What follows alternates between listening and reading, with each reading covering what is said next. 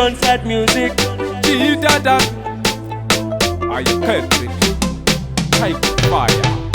Ayo baby, animo daiso, kungo daiso, kana usipo, animo dai dai, kungo dai dai, ingori bye bye, baby. Iwewe maiwana, ini ndinokulisisa, unonisisisa, wakandipa mkana, iwe wandichawana. Iwewe maiwana, ini ndinokulisisa, unonisisisa, wakandipa mkana, iwe wandichawana. Iwe wakatora yangu yese lavu, tokuchinja zita ndotokuti my love, togara tiri tu inine wese matavu, vura yekugeza weisa mubafu, panyaya dzerudo baby handikunyepere, kana svika netsa ndeta msenga bere, yaya yashoshuwa ininewe haingapere, chandinoda kuti tizvare zedu kwere.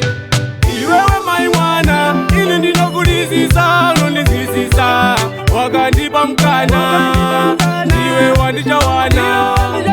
Iwewe maiwana, ini ndinokulisisa, unondinzwisisa, wakandipa mkana, iwe wandichawana.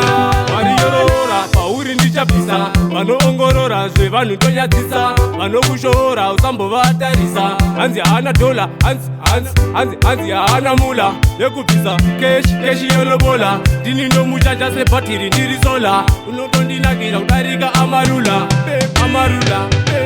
Iwewe maiwana, ini ndinokulisisa, unondinzwisisa, wakandipa mkana, iwe wandichawana.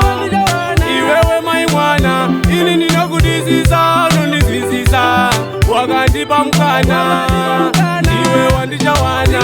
Iwe wakatora yangu yese lavu, tokuchinja zita ndotokuti my love, togara tiri tu inine wese matavu, vura yekugeza weisa mubafu, panyaya dzerudo baby handikunyepere, kana svika netsa ndeta msenga bere, yaya yashoshuwa ininewe haingapere, chandinoda kuti tizvare zedu kwere.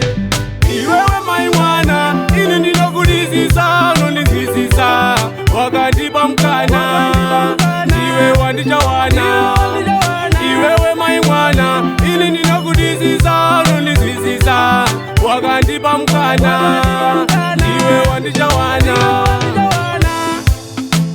Unana mesi, vaya verege, unana mesi, futi vaya vebora, iwe uri mesi, we yangu lafu.